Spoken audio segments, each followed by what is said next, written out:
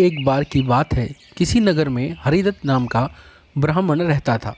उसके पास खेत थे, लेकिन उनमें ज़्यादा पैदावार नहीं होती थी। एक दिन हरिदत्त अपने खेत में एक पेड़ के नीचे सोया हुआ था।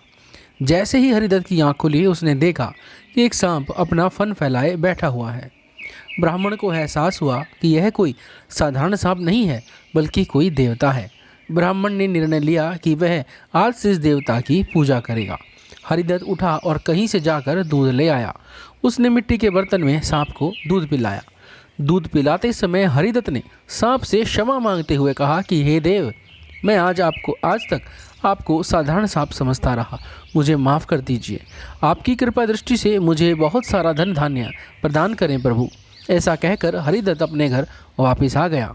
अगले दिन जब वह अपने खेत में पहुंचा तो उसने देखा कि जिस बर्तन में उसने कल सांप को दूध पिलाया था, उसमें एक सोने का सिक्का पड़ा हुआ है। हरिदत्त ने वो सिक्का उठा लिया। अब हरिदत्त रोज सांप की पूजा करने लगा और सांप रोज उसे एक सोने का सिक्का देने लगा। कुछ दिन बाद हरिदत्त को दूर किसी देश जाना पड़ा, तो उसने अपने बेटे से कहा कि तुम खेत में जाकर सांप देवता को दूध पिला आना।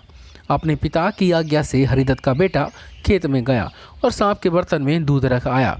अगली सुबह जब वह सांप को दूध पिलाने गया तो उसने देखा कि वहाँ सोने का सिक्का रखा हुआ है। हरिदत्त के बेटे ने वो सोने का सिक्का उठा लिया और मन ही मन सोचने लगा कि ज़रूर इस सांप के बिल में सोने का भंडार है। उसने सांप के बिल को खोदने का फैसला किया, लेकिन उसे सांप का बहुत डर था। हरिदत्त के बेटे ने योजना बनाई कि जैसे ही सांप दूध पीने आएगा तो वह सांप के सिर पर लाठी से वार करेगा, जिससे सांप मर जाएगा। सांप के मरने के बाद मैं तसल्ली से बिल खोदूंगा और उसमें से सोना निकालकर अमीर आदमी बन जाऊंगा। लड़के ने अगले दिन ऐसा ही किया, लेकिन जैसे ही उसने सांप के सिर पर लाठी मारी तो वह मरा नहीं, बल्कि गुस्से से भर गया। सांप ने क्रोध में लड़के के पैर में अपने विष भरे दांतों से काटा और लड़के की उसी समय मौत हो गई।